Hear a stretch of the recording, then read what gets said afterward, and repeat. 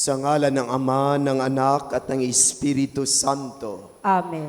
Ang pagpapala ng ating Panginoong Hesukristo, ang pag-ibig ng Diyos Ama, at ang pagkikipagkaisa ng Espiritu Santo, naway sumainyong lahat. At sumaiyo rin. Mga minamahal na kapatid, welcome sa ating banal na pagdiriwang. Tayo muli ay nagkakasama-sama at nagkakatipon-tipon upang tayo ay magpasalamat at magpuri sa Diyos. Ganon din mag-alay ng ating makahilingan at panalangin sa Kanya. Tayo ngayon ay nasa ika-4 na linggo sa karaniwang panahon. At upang tayo maging karapat-dapat sa banal na pagdiriwang na ito, aminin natin ang ating makasalanan at tumingi tayo ng kapatawaran. Tayong lahat, inaamin ko sa makapangyarihang Diyos at sa inyo mga kapatid, na lubha akong nagkasala sa isip, sa salita at sa gawa, at sa aking pagkukulang. Kaya isinasamo ko sa mahal na Birheng Maria, sa lahat ng mga anghel at mga banal, at sa inyo mga kapatid, na ako'y panalangin sa Panginoong ating Diyos. Kaawaan tayo na makapangyarihang Diyos, patawarin tayo sa ating makasalanan, patubayan tayo sa buhay na walang hanggan. Amen.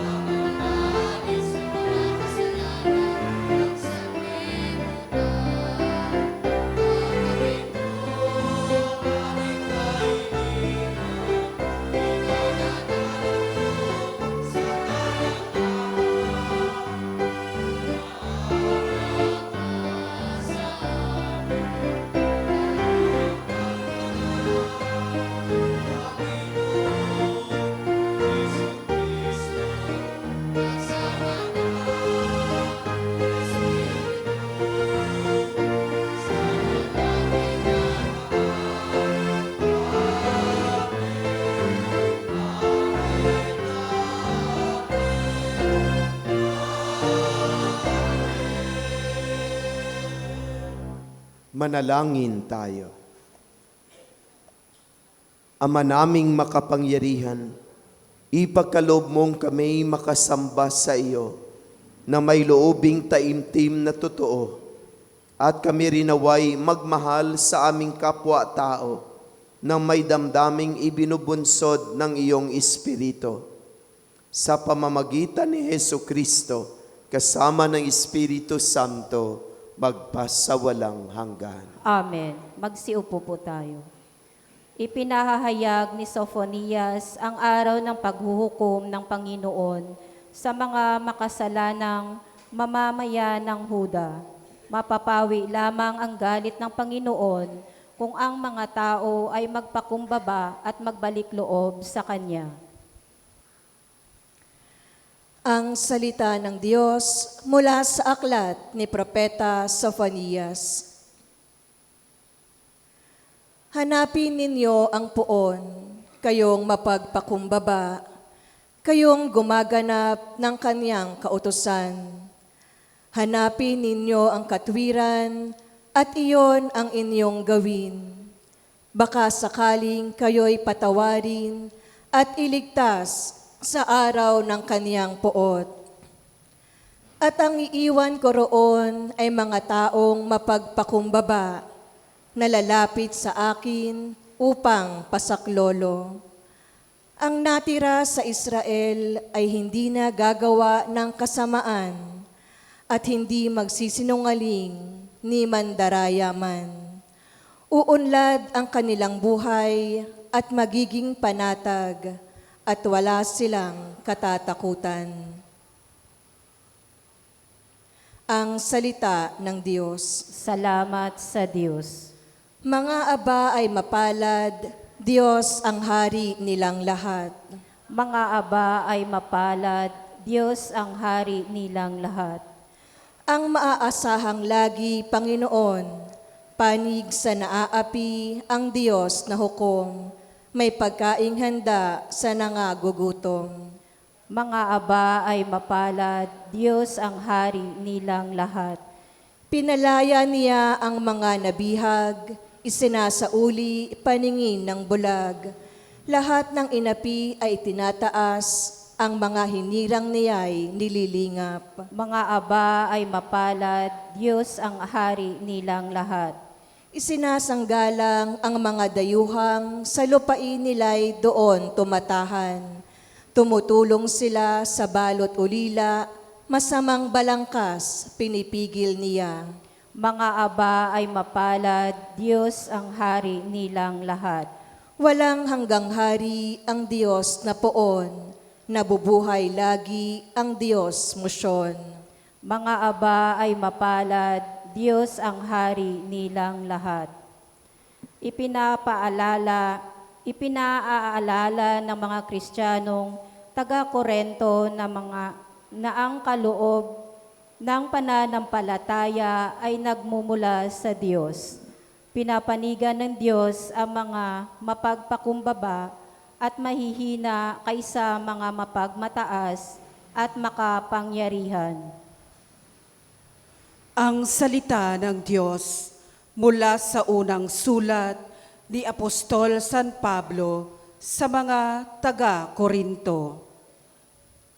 Mga kapatid, alalahanin ninyo ang inyong katayuan nang kayo'y tawagin ng Diyos. Iilan lamang sa inyo ang sa paningin ng sanlibutan ay marunong, makapangyarihan at maharlika.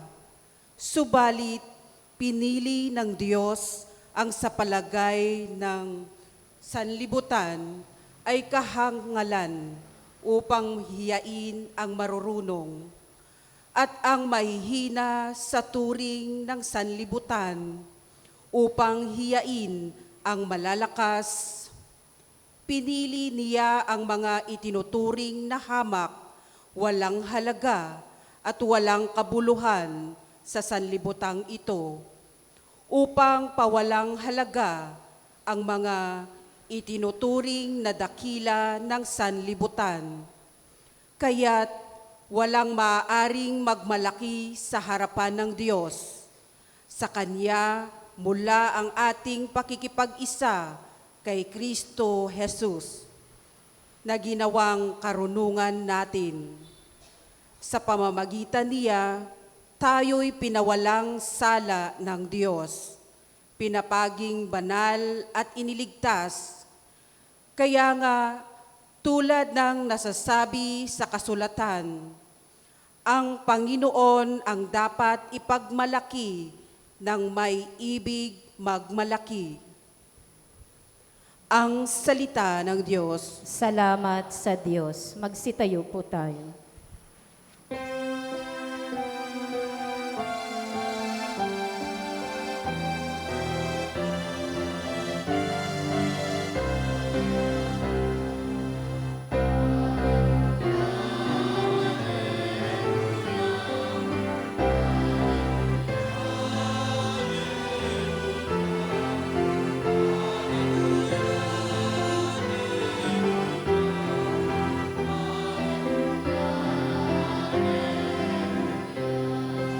Magdiwang kayo't magsaya, ang langit ay liligaya, gagantimpalaan tuwina.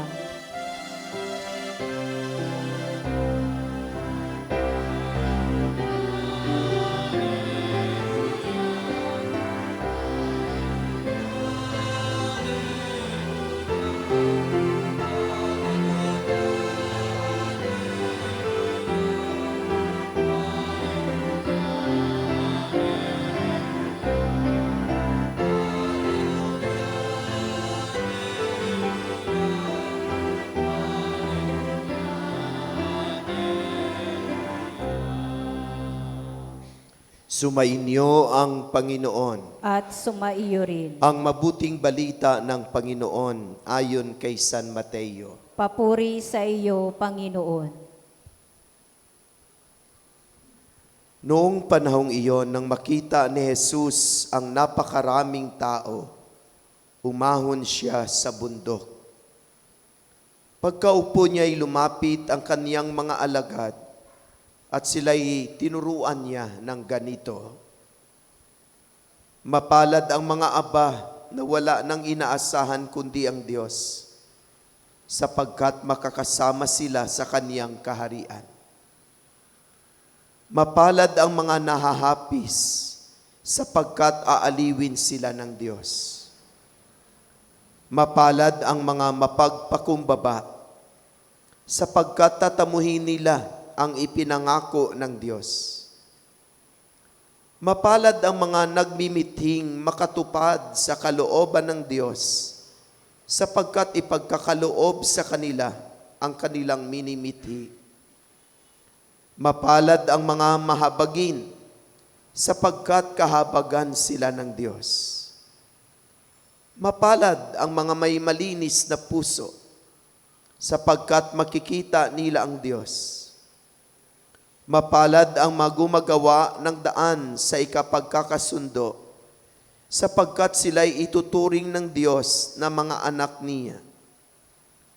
Mapalad ang mga pinag-uusig dahil sa kanilang pagsunod sa kalooban ng Diyos, sapagkat makakasama sila sa kaniyang kaharian. Mapalad kayo kapag dahil sa akin inaalimura kayo ng mga tao, pinag-uusig at pinagwiwikaan ng lahat ng uri ng kasamaan na pawang kasinungalingan. Magdiwang at magalak kayo, sapagkat malaki ang inyong gantimpala sa langit. Mga kapatid, ang mabuting balita ng Panginoon. Pinupuri ka namin, Panginoong Hesukristo. Maupo po tayo. Magandang umaga po sa lahat. Batiin po natin ang ating makatabi ng magandang umaga.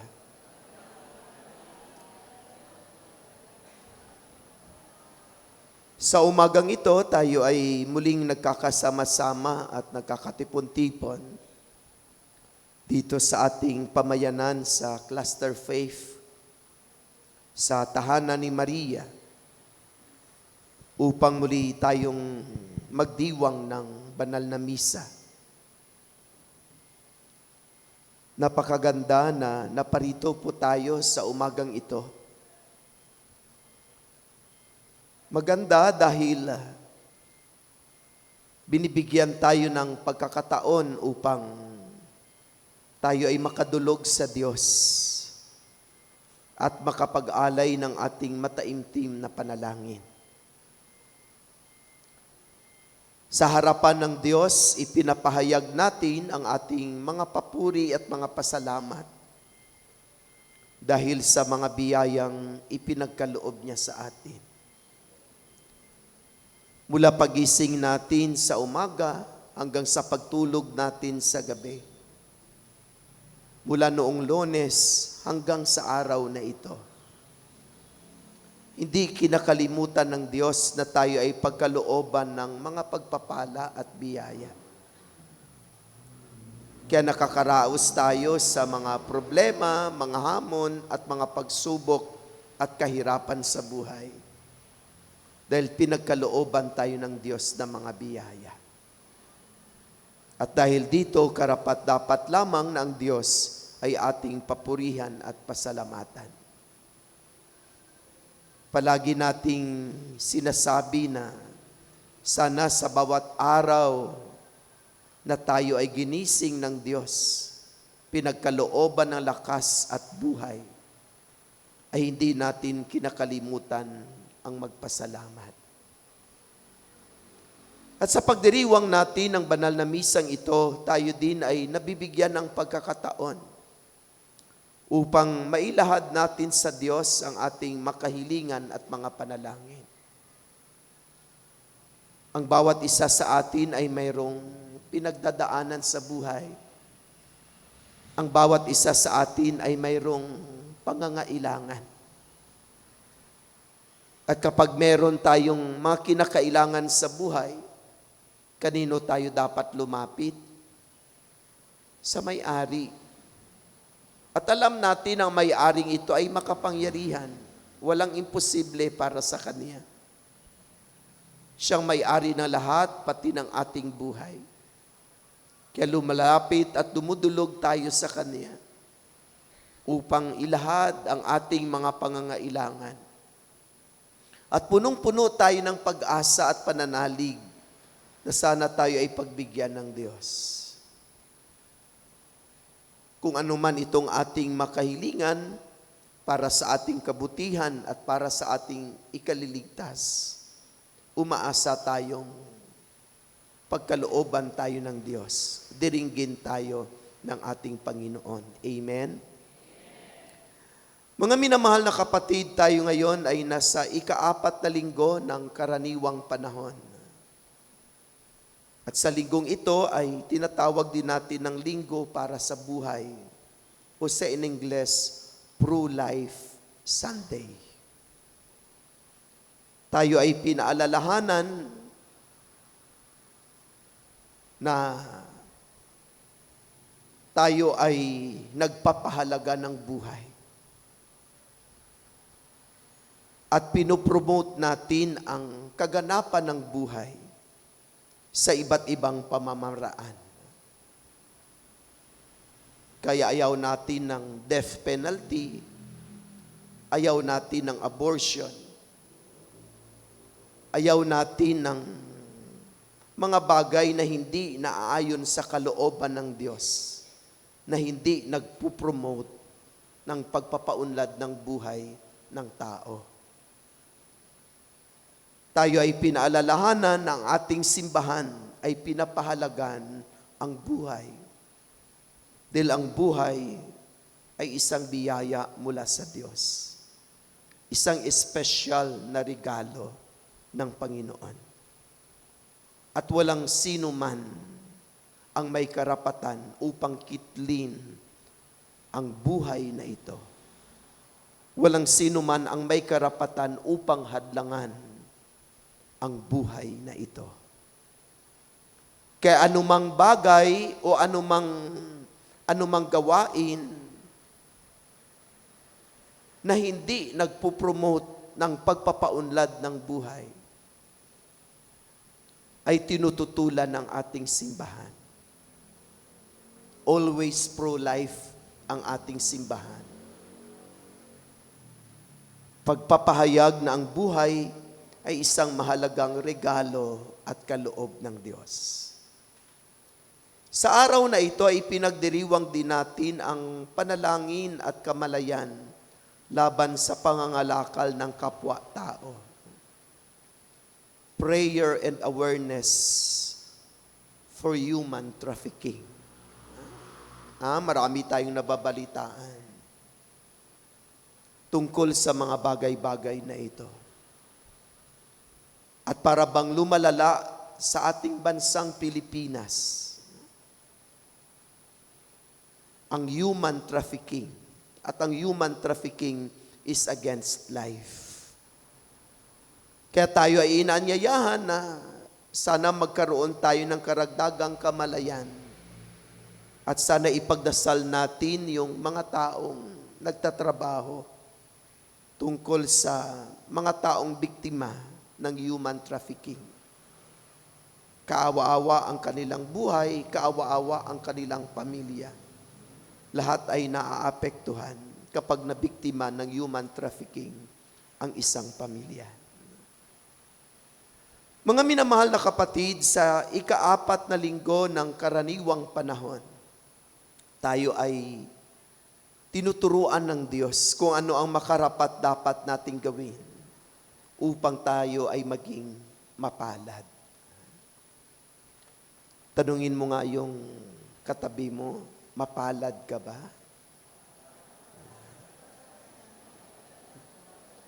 Kung sa in-English, are you blessed? Blessed ba tayo?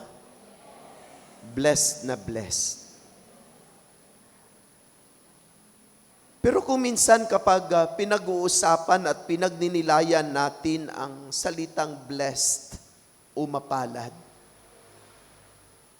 iba yung ating sukatan kaysa sukatan ng Diyos tungkol sa pagiging blessed, tungkol sa pagiging mapalad.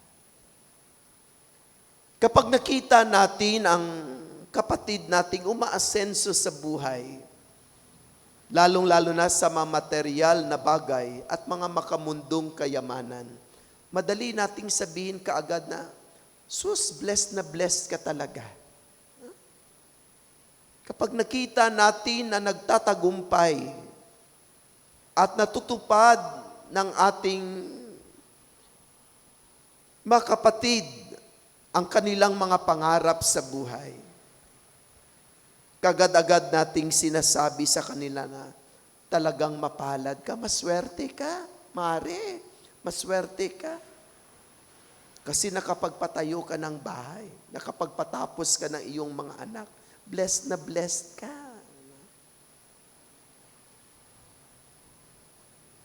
Kapag nakita natin na ang ating kapitbahay ay umuunlad sa kanilang buhay, marami silang pera, nakabili na uli ng bagong sasakyan, ang kaagad-agad nating sinasabi at pinupuna sa kanila ay, mare, pare, blessed na blessed talaga kayo ng Panginoon.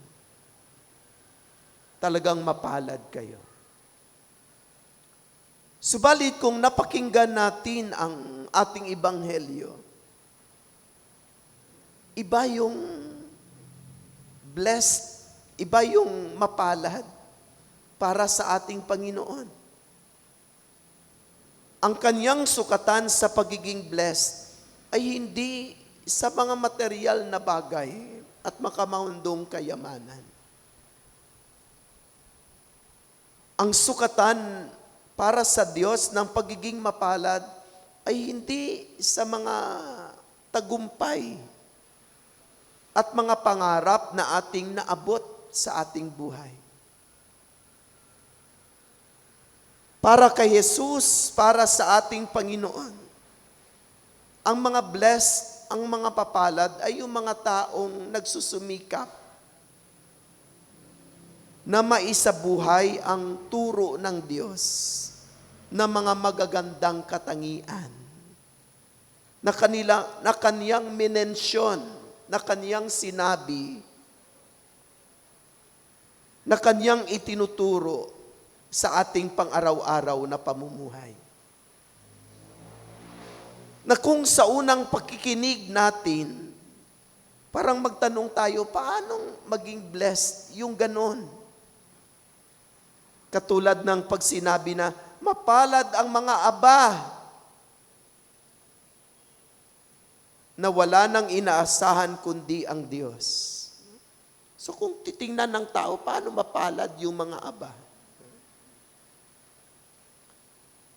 Pero sa Panginoon, iba yung kaniyang tingin. Mapalad ang mga aba na walang nang inaasahan kundi ang Diyos. Dahil para sa kanila, ang tunay na kayamanan ay hindi ang mga material na bagay at ang makamundong kayamanan, kundi ang tunay na kayamanan ay walang iba kundi ang Diyos, kundi ang Panginoon. Paborito pa naman nating awitin yung ikaw ang aking tanging yaman. Kapag kinakanta natin, sorry, hindi ako makakanta. No? Wala akong boses. No? Kapag kinakanta natin yung ikaw ang aking tanging yaman, sino yung ikaw na iyon? Ano yung ikaw na iyon? Sino yung tinutukoy nating ikaw na tanging yaman? Sana walang iba kundi ang Diyos. Kundi ang Panginoon. Mawala man ang lahat, basta ang Diyos ay mawala, ay hindi mawala sa aking buhay. Mawala man ang lahat na mamahal ko sa buhay, mawala man ang mamaterial na bagay na aking pinaghirapan, basta ang Diyos ay hindi lang mawala sa aking buhay, dahil siyang aking tunay na kayamanan. Para kay Jesus, sila yung mga mapapalad. Sila yung mga mapapalad na kinukonsider nila na ang kanilang tunay na kayamanan, kundi ang ating Panginoon. Isa dyan sa ating mga example ay walang iba kundi si Saint Francis of Assisi, ang ating patron sa ating parokya. Di ba mayaman na mayaman siya? Anong ginawa niya sa kanyang kayamanan? Di ba pinamanahan siya ng kanyang mga magulang? Nung seminarista pa ako na na-assign dito, nagdrama-drama pa tayo niyan. Kung naalaala nyo. Yung kirigma natin, nagdrama-drama niyan. Tungkol sa buhay ni San Francisco ng Assisi. Ibinalik niya sa kanyang mga magulang ang mga material na kayamanan na ipinamamana sa kanya. Dahil para kay San Francisco ng Assisi, ang tunay na kayamanan ay walang iba kundi ang Diyos, kundi ang Panginoon. Hanggang sa huli-huling sandali ng kanyang buhay, namuhay siya ng simple, nakipamuhay sa makaraniwang tao. Dahil para sa kanya, ang tunay na kayamanan ay ang Diyos, ang Panginoon. Kaya saan ngayon si San Francisco ng Assisi? Sa kaharian ng Diyos, siya'y naging banal. Dahil isinabuhay niya na sa gitna ng kanyang pagkaaba, pinili niyang maging tunay niyang yaman ay ang ating Panginoon. Dagdag pa ni Jesus, mapalad ang mga nahahapis. Tayo nakaranas naman ng pagkahapis sa buhay. Di ka kapag hirap na hirap ka, wala ka ng ibang pinanghawakan kundi ang Panginoon. Madaling maalaala at madaling lumapit sa Diyos kapag nakaranas tayo ng hirap sa buhay. Kaya madali tayong maka-identify kay Poon Nazareno. Kapag tayo ay naghihirap, madali tayong makalapit sa Panginoon. Pero kapag medyo maasenso ang ating buhay, parang madali din natin siyang makalimutan. Kaya parang sinasabi sa atin na mapalad na sa gitna ng kahirapan at happy sa buhay, hindi tayo bumibitaw sa Panginoon, kundi lalo tayong humahawak ng mahigpit sa Kanya. At dagdag pa niya, mapalad ang mga mapagpakumbaba. Mapalad ang mga nagmimiting makatupad sa kalooban ng Diyos. Mapalad ang mga mahabagin. Mapalad ang mga may malinis na puso. Mapalad ang magumagawa ng daan sa ikapagkakasundo at kapayapaan. Mapalad ang mga pinag-uusig at pinahihirapan sa pagsunod sa kalooban ng Diyos. Magalak sapagkat malaki ang inyong gantimpala sa langit. So sana itong mga itinuturo sa atin ng Diyos, sana hindi natin makakalimutan. Sana itanim natin ito sa ating mga isipan at mga puso at pagsumikapan na ang mga ito ay ating maisabuhay upang sa gitna na maraming pagsubok at hamon sa buhay,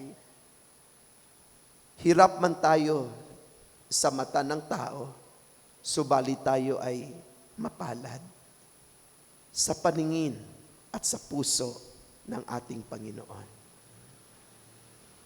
Naway ang mga itinuturo ni Jesus ay ating maisabuhay dahil ang mga ito ay daan tungo sa kabanalan.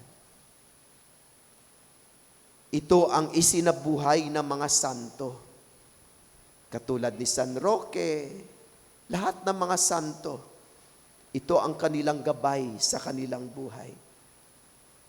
Kaya sila ay naging banal, kaya sila ay naging mapalad, kaya sila ay naging blessed. Sana mabago ang ating pang-uunawa at pag-iisip tungkol sa pagiging blessed, tungkol sa pagiging mapalad. Ang pagiging blessed, ang pagiging mapalad ay hindi nasusukat sa mamaterial na bagay at makamundong kayamanan na ating nakamtan. Hindi din nasusukat sa mga tagumpay na ating nakamtan.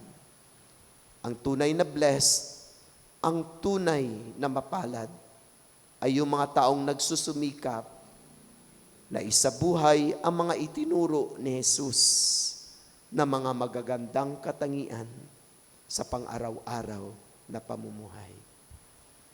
Amen. Magsitayo po tayo. Pahayag natin ang ating pananampalataya. Sumasampalataya ako sa Diyos Amang makapangyarihan sa lahat, na may gawa ng langit at lupa. Sumasampalataya ako kay Hesukristo, iisang anak ng Diyos, Panginoon nating lahat. Nagkatawang tao siya lalang na Espiritu Santo. Ipinanganak ni Santa Mariang Berhen, pinagpakasakit ni Poncio Pilato, ipinako sa krus na matay nilibing, nanahog sa kinaroonan ng mga yumao, na may 3 araw na buhay na maguli, umakyat sa langit, naluluklok sa kanang Diyos Amang makapangyarihan sa lahat. Doon magmumulang paririto at tukom sa nabubuhay at namatay na tao. Sumasampalataya na ako sa Diyos Espiritu Santo, sa banal na simbahang Katolika, sa kasamahan ng mabanal, sa kapatawaran ng makasalanan, sa pagkabuhay na muli na namatay na tao, at sa buhay na walang hanggan. Amen. Mga kapatid, manalangin tayo sa Ama para sa biyayang itaguyod niya ang kanyang paghahari dito sa mundo. Katulong tayong kanyang mga nilikha. Manalangin tayo ng may kagalakan at sa bawat kahilingan ng ating itutugon, Panginoon, dinggin mo kami. Panginoon, dinggin mo kami. Gabayan mo kaming iyong simbahan upang manatili kaming mapagpakumbaba habang nagpatutuon ng iyong mabuting balita. Manalangin tayo. Panginoon, dinggin mo kami. Gawin mong daluyan ng iyong awa at pagmamalasakit ang lahat ng lingkod bayan upang lagi nilang unahin ang kapakanan ng mga mamamayan, lalo na ng mga dukha. Manalangin tayo. Panginoon, dinggin mo kami. Pukawin mo sa amin ang pagnanais na paglingkuran ang isa't isa sa kababaang loob, lalo na ang mga kapatid naming mga nasa laylayan ng lipunan. Manalangin tayo. Panginoon, dinggin mo kami. Salubungin mo ang mga yumao naming mahal sa iyong walang hanggang pag-ibig. Aliwin mo kaming nagdadalamhati sa kanilang paglisan. Manalangin tayo. Panginoon, dinggin mo kami. Idalangin din natin ang mga pangailangan ng ating pamayanan at mga pansarili nating kahilingan. Manalangin tayo. Panginoon, dinggin mo kami. Ama naming mapagmahal, nagagalak kami sapagkat sa pamamagitan ng iyong anak, itong paghahari mo ay tunay na sumasa amin. Tulungan mo kaming makilahok sa iyong gawaing pakikiniig at pagliligtas sa pamamagitan ni Jesucristong aming Panginoon. Amen. Magsiupo po tayo.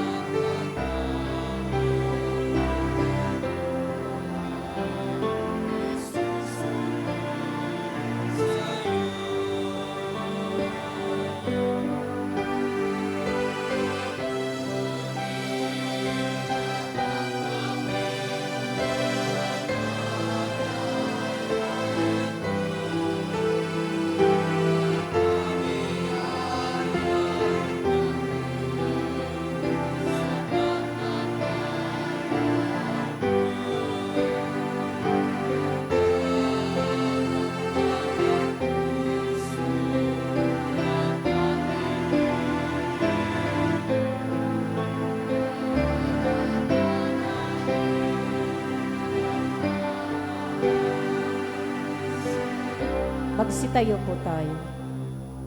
Manalangin kayo makapatid upang paghahain nating ito ay kalugdan ng Diyos amang makapangyarihan. Tanggapin nawa ng Panginoon itong paghain sa iyong mga kamay, sa kapurihan niya at karangalan, sa ating kapakinabangan at sa buong sambayanan niyang banal.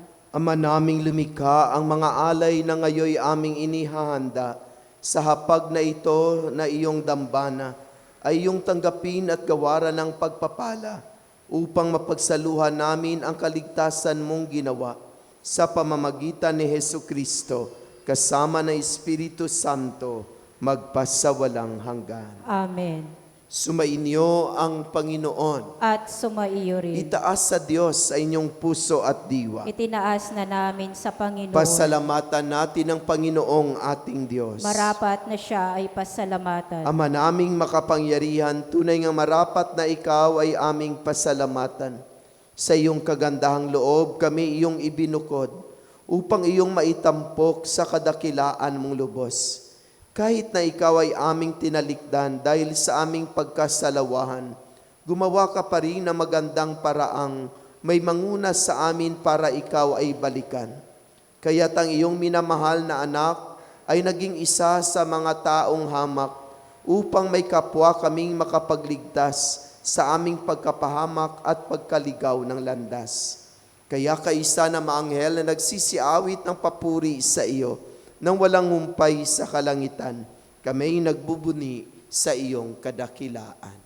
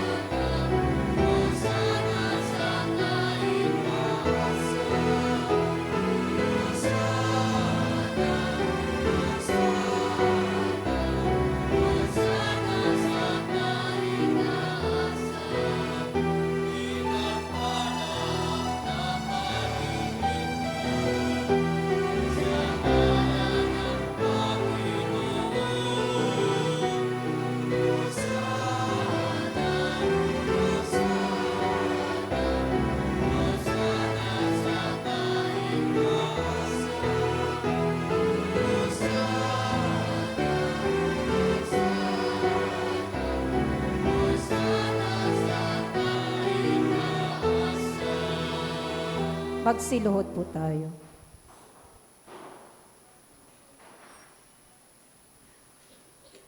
Ama naming banal, ikaw ang bukal ng tanang kabanalan.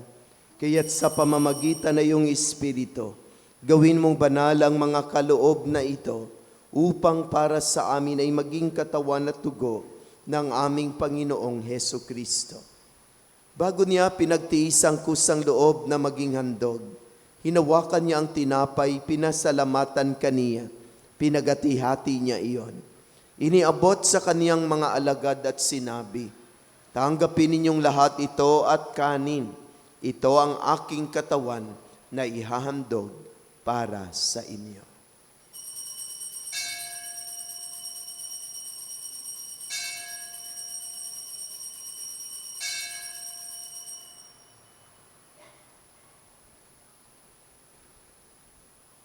Gayon din naman nung matapos ang hapunan, hinawakan niya ang kalis, muli kaniyang pinasalamatan.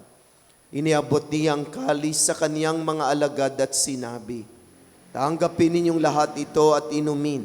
Ito ang kalis ng aking dugo, ng bago at walang hanggang tipan. Ang aking dugo na ibubuhos para sa inyo at para sa lahat sa ikapagpapatawad ng mga kasalanan. Gawin ninyo ito sa pag-alaala sa akin.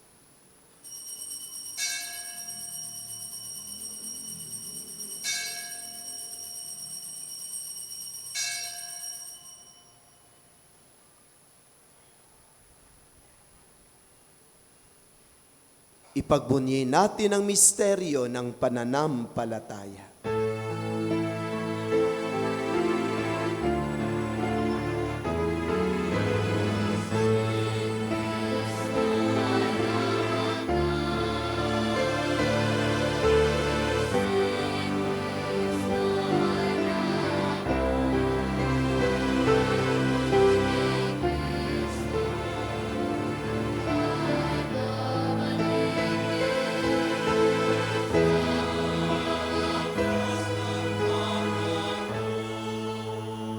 Ama, ginagawa namin ngayon ang pag-alaala sa pagkamatay at muling pagkabuhay ng iyong anak.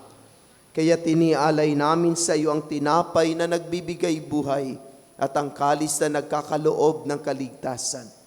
Kami nagpapasalamat dahil kami yung minarapat at tumayo sa harap mo para maglingkod sa iyo. Isinasamo namin kaming magsasalo-salo sa katawan at dugo ni Kristo ay mabuklod sa pagkakaisa sa pamamagitan ng Espiritu Santo. Ama, lingapin mo ang iyong simbahang laganap sa buong daigdig. Puspusin mo kami sa pag-ibig kay San Leo na aming Santo Papa, ni Pablo Virilio na aming Obispo at ng Tanang Kaparian.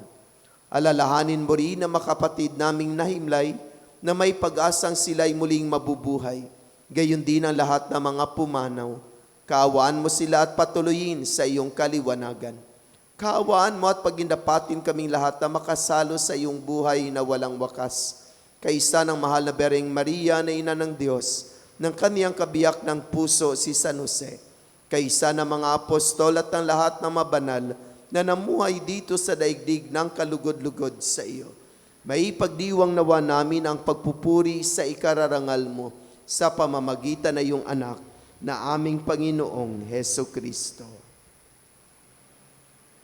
Sa pamamagitan ni Kristo, kasama niya at sa Kanya, ang lahat ng parangal at papuri ay sa iyo. Diyos amang makapangyarihan, kasama ng Espiritu Santo, magpasawalang hanggan.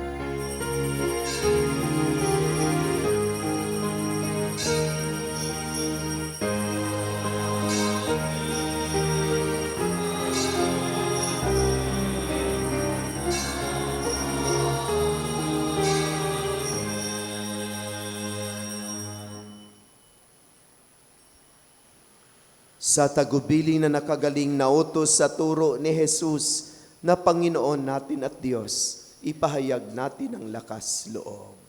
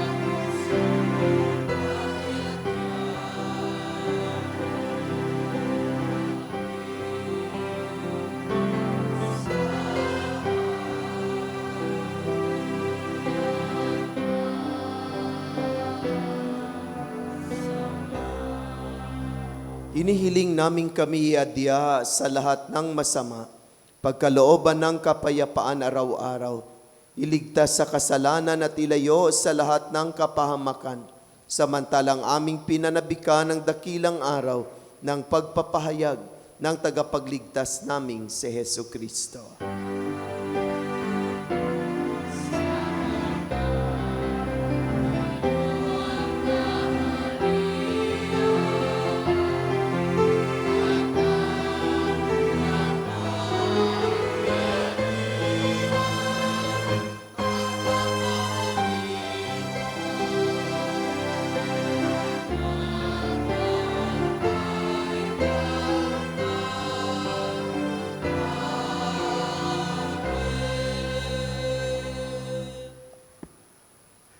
Panginoong Kristo, sinabi mo sa iyong mga apostol, kapayapaan ang iniiwan ko sa inyo, ang aking kapayapaan, ang ibinibigay ko sa inyo. Tungayan mo ang aming pananampalataya at huwag ang aming mga pagkakasala.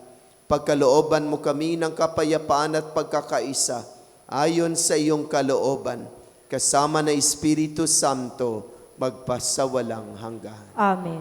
Ang kapayapaan ng Panginoon ay laging sumainyong lahat. At sumaiyo rin. Magbigayan tayo ng kapayapaan sa isa't isa. Peace be with you.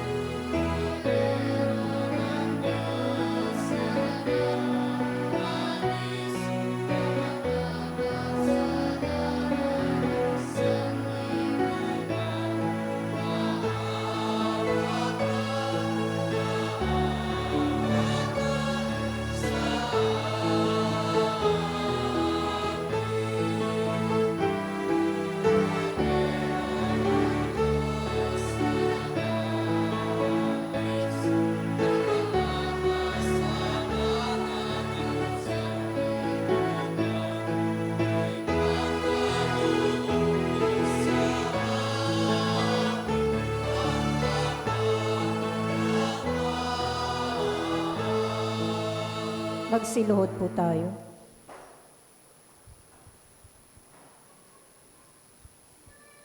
Mga kapatid, narito si Jesus, ang kordero ng Diyos, siyang nag-aalis na makasalanan ng sanlibutan.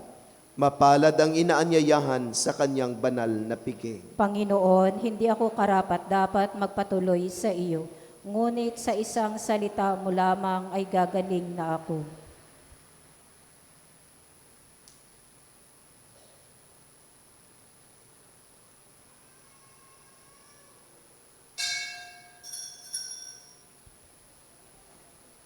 Magsiupo po tayo.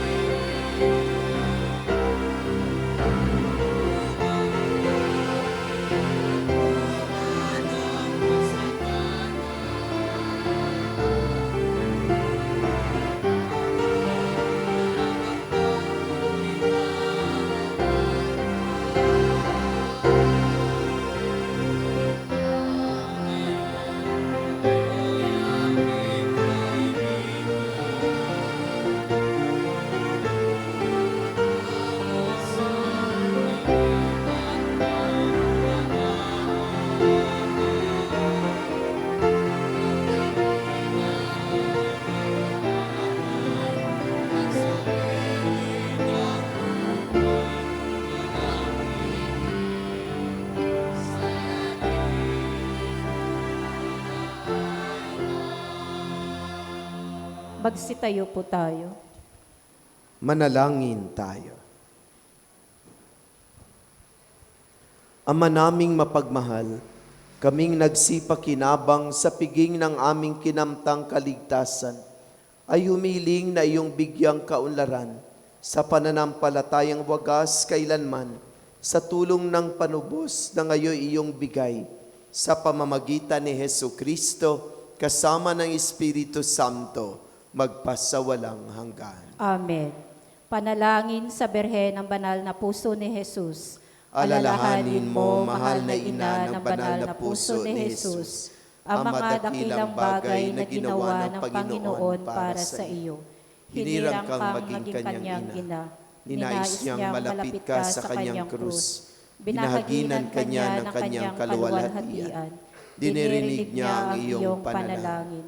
Sa kanya iaalay ang aming papurit pasasalamat. Sa kanya isangguni ang aming kahilingan. Na tulad mo'y mamuhay kaming lagi sa pagmamahal ng iyong anak, upang kanyang kahariay patuloy na maisakatuparan.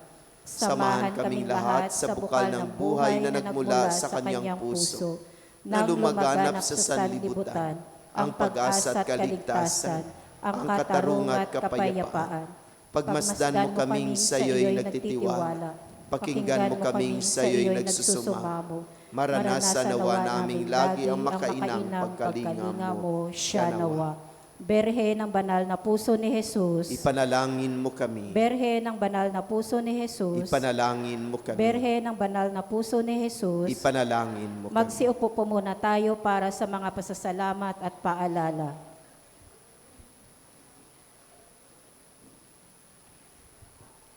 Patuloy po natin pasalamatan ang mga tumulong sa paglilingkod, ang music ministry, ang Ministry of Altar Servers, ang Lay Eucharistic Ministers, ang Ministry of Ushers, Greeters, and Collectors, ang Ministry of Lectors and Commentators, Social Communication Ministry para sa ating FB Live streaming. Pasalamatan din natin ang sponsor ng ating misa ngayon, ang Santa Teresa of Calcutta Chapel. Sa susunod po na linggo, ang sponsor naman po ay ang San Roque Chapel. Pasalamatan din po natin si Councilor Doc Eli Juan sa kanyang palugaw po. Pasalamatan din natin ang nanguna sa ating banal na misa na si Reverend Father Sammy Patriarca MSC. Paalala at paanyaya, patuloy po natin suportahan ang isang dakot program na sa pamagitan ng pag-aalay ng bigas tuwing misa. Ito po ay ipinamamahagi sa ating mga kapatid na higit na nangangailangan. Ang isang dakot mo ang papawi sa gutom ko. At patuloy din po natin suportahan ang ating balikhandog at mga donasyon para sa pagpapatayo ng ating kumbento sa tahanan ni Maria. Ito po ay kinakailangan upang tayo ay maging Kwasay Parish. Nawa, suportahan natin ang ating proyekto na ito. Sa February 2, Lunes ay kapistahan ng pagdadala kay Jesus na Panginoon sa templo o Candelaria. Magkakaroon po tayo ng misa sa tahanan ni Maria sa ganap na ika-6 ng umaga. Magdala po kayo ng kandila para mabendisyonan. Sa February 7, Sabado, ay magkakaroon ng healing mass sa Woodcraft Chapel sa ganap na ika-9 ng umaga. Magkakaroon din po ng couples recollection sa February 7 sa ganap na 2:30 ng hapon sa Woodcraft Chapel.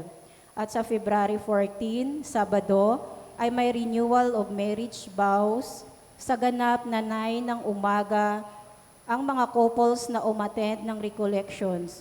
Ito po ay gaganapin sa Woodcraft Chapel.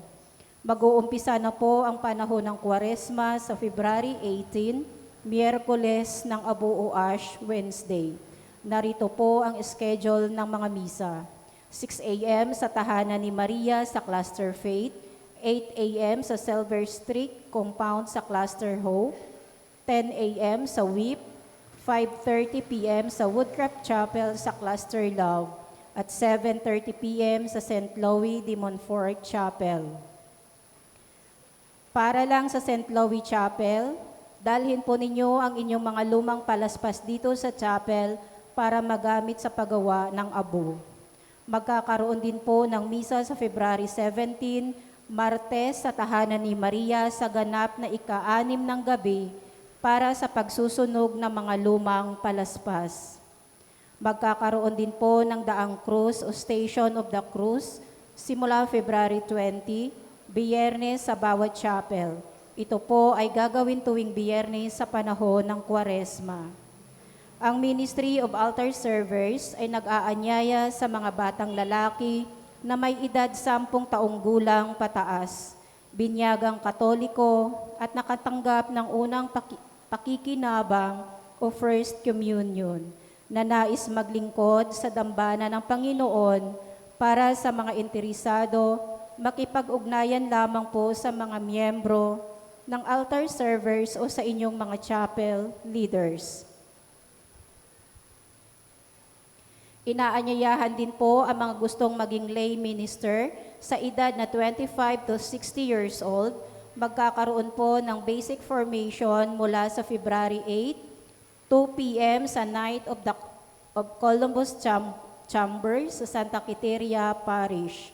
Ang mga requirements po ay marriage certificate, baptismal certificate para sa mga single. Lumapit lamang po sa inyong mga chapel officers o sa mga ministers o Holy Communion kung kayo ay interesado. At sa February 11, ipinagdiriwang po natin ang kapistahan ng Birhen ng Lourdes. Magkakaroon po tayo ng prosesyon sa ganap na ika-4 ng hapon at susundan ito ng banal na misa sa ganap na ika-5 ng hapon sa covered court ng Bayanihan. Maraming salamat po. Sumuli bukas ay mayroon po tayong banal na misa dito sa Tahanan ni Maria sa ganap na alas 6 ng umaga para sa pagdiriwang ng kapistahan ng mahal na Birhen ng Candelaria at presentation of Jesus in the temple. Magdala po tayo ng kandila as many as we can, no? Para ito ay mabindisyonan bago magsimula ang banal na misa, no? So bukas, mayroon po tayong banal na misa 6 a.m. para sa kapistahan ng mahal na Birhen ng Candelaria at pagdadala kay Jesus sa templo. Sa February 7, araw po iyon ng Sabado, ay magkaroon po tayo ng healing mass, no? Yung may mga karamdaman na nais makaranas ng makatanggap ng biyaya ng kagalingan mula sa ating Diyos, no? So, may misa po tayo, healing mass para sa mga kapatid nating mga may sakit, may makaramdaman. Ang banal na misa ay gaganapin sa Woodcraft Bayanihan sa ganap na alas 9 ng umaga, no? So, sana kita-kita tayo doon.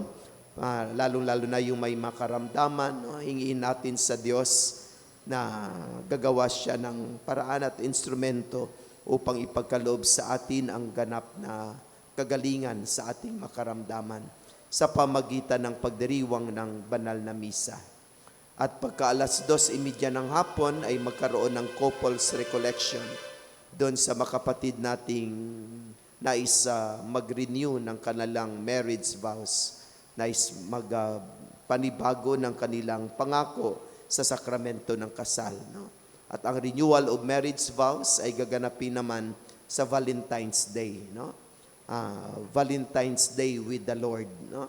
At pag-renew ng inyong pangako na inyong ipinahayag nung kayo ay tumanggap ng sakramento ng kasal, no?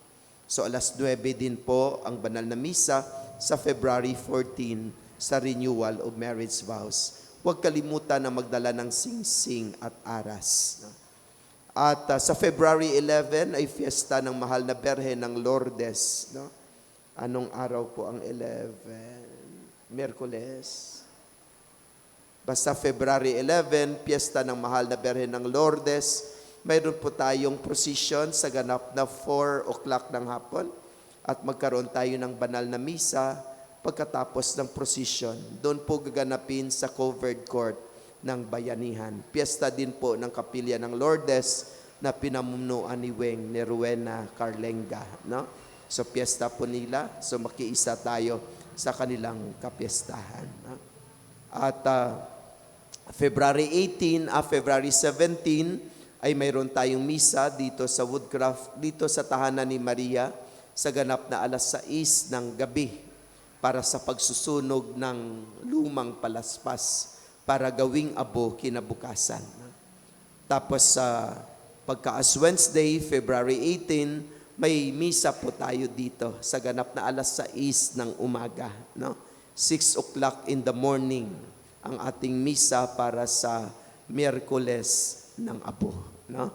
So yun po yung mga mahalaga nating schedule, no? Na sana ipaalaala natin sa ating mga miyembro tungkol sa ating mga mahalagang pagdiriwang. No? At paalaala din po sa mga nais magpapabinyag. No? So tayo ay tumatanggap na ng binyag dito sa mission station. No? At ang ating binyag ay libre. No? Wala po tayong binabayaran. Lalong-lalo na kapag ikaw ay nagbabalik handog. Kapag ang mga magulang ay nagbabalik handog, wala po silang babayaran. Ang babayaran lang nila ay ang kandila at ang damit pambinyag. No? Pero yung kanilang responsibilities, no, ay wala po. No? So bibigyan lang sila ng envelope, bahala na sila kung magkano yung kanilang ilalagay sa loob ng envelope. Pero marami pa rin nagpapabinyag sa Santa Quiteria noong last other Sunday. Habang ako ay nakaupo sa opisina ng Santa Quiteria, meron doong nagpabinyag na taga-Darupa. No? So sabi ko, marami sigurong pera yung taga-Darupa. No? Kasi pag magpabinyag ka sa Santa Quiteria, 500 po iyon kaagad. Magulang, tapos isang pares ng ninong at ninang. Kapag 10 yung ninong at ninang mo, sisingilin kayo ng tigwa 100 kada ulo. No? Per head, 100 pesos. No? Sa mga extra na mga ninong at ninang. Samantala sa atin, wala po kayong babayaran. No? Bibigyan lang kayo ng envelope. No? Bahala kayo kung magkano yung ilalagay ninyo. Only donation. No?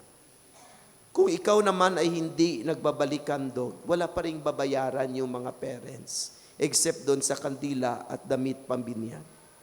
Ang mga ninong at ninang, sila yung bibigyan ng envelope, no? At sisingilin sila ng tigwa 100 pesos. No? Kapag sila ay hindi nagbabalik-handog. Yun po yung privilege na ibinibigay natin sa nagbabalik-handog. Libre ang lahat ng mga sakramento.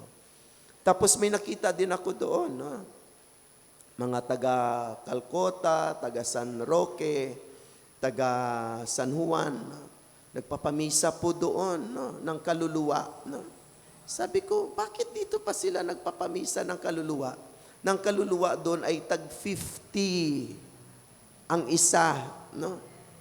Samantala dito, magsimba ka lang, ibigay mo lang sa commentator, kung 20 man yung kaluluwa, yung papamisahan natin, wala tayong sinisingil. No? Parang kumakati yung ulo ko at nagtatanong, bakit nais pa nilang gumastos, no? Ng mission station natin ay nagsusumikap na ang mga sakramento ay magiging libre na. No? Nagpamamisa pa doon, biro mo, 10 po yun, di 500 yung ibinigay niya. Kasi tagsi-50 po bawat kaluluwa. No? So dito sa atin kahit 20 na kaluluwa, wala tayong sinisingil sa inyo, bahala na kayo kung magkano yung ibibigay ninyo. No? So parang nagtataka ako, bakit gumagastos pa sila sa masakramento na ino-offer na natin sa mission station. Ang libre lahat. No? Kahit kasal ay libre po. No? So sa sunod na buwan, mayroon po tayong ikakasal dito. Unang kakasalin. No? Libre po ang lahat. No? Tapos pati choir, libre. Lagyan natin ng decoration, libre. Pati yung carpet niya, libre. No? At tutulungan pa po natin sila ng kanilang ihanda dahil sila ay kasama ng ating BEC. No? Taga-Manawag po sila. No? So, nagsasama na sila ng mahabang panahon at nais nilang tumanggap ng sakramento ng kasal. Dito nais nila magpakasal. So, sila yung unang kakasalin. Sorry na lang sa ating pangarap. No? Yung pangarap natin, yung isa sana yung unang magpakasal dito. Hindi natin natupad. Naunahan siya ng iba. No? So, sayang, no? So, yun na lang, no? So, sila na lang yung uunahin natin, no? So, March po yung kanilang kasal, no? Sana masaksiyan din natin yung kanilang pagpapakasal dito sa first nating kasal, dito sa tahanan ni Maria. Sila Ate Grace doon naman sila sa Woodcraft ikinasal, no? Nung sila ay nagtanggap ng sakramento ng kasal, no? So, libre po, wala po silang binayaran. Tayo pa po nag-asikaso ng kanilang mga papeles, no? Naghanap tayo kung saan sila makumpilan, nagtulong tayo kung paano makakuha sila ng baptismal certificate, no?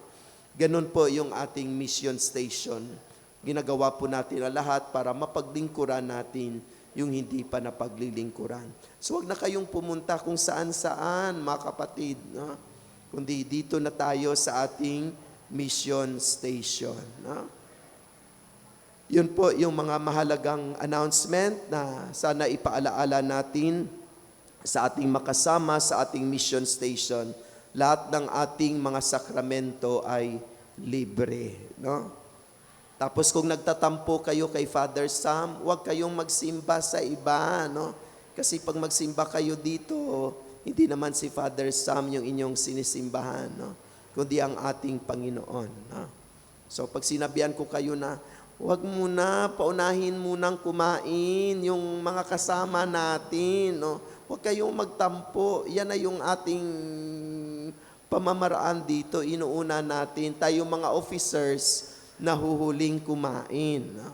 Tapos yung mga members, lalo-lalo na yung mga bago natin, sila yung pinauuna natin. May nagtatampo sa akin.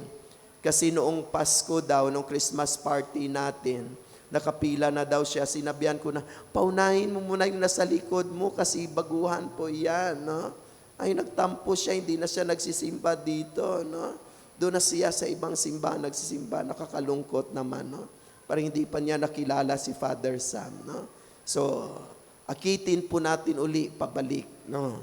Para bumalik po siya dito, no? So, para sama-sama tayong uli, masaya na nagdiriwang ng ating mga mahalagang pagdiriwang. So muli, maraming salamat at magandang umaga po sa lahat. Magsitayo po tayo. Sumainyo ang Panginoon. At sumaiyo rin. Magsiyuko kayo habang iginagawad ang pagbabasbas. Pagpalain nawa kayo at ingatan ng Panginoon ngayon at magpasawalang hanggan. Amen. Naway kahabagan kayo at laging patnubayan ngayon at magpasawalang hanggan. Amen.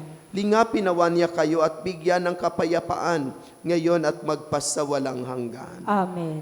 At pagpalain kayo at ang inyong buong pamilya ng ating mapagmahal at makapangyarihang Diyos, ang Ama, ang Anak at ang Espiritu Santo. Amen. Naialay na ang ating banal na misa. Umayo kayong taglay ang pag-ibig at kapayapaan ni Kristo at huwag kalimutan ang itinuturo ni Jesus. Ang mga ito ay ating isabuhay upang tayo ay maging mapalad. Salamat sa Diyos. Palakpakan at purihin natin ang Diyos. Maraming salamat sa lahat. Magandang umaga po. Happy Sunday.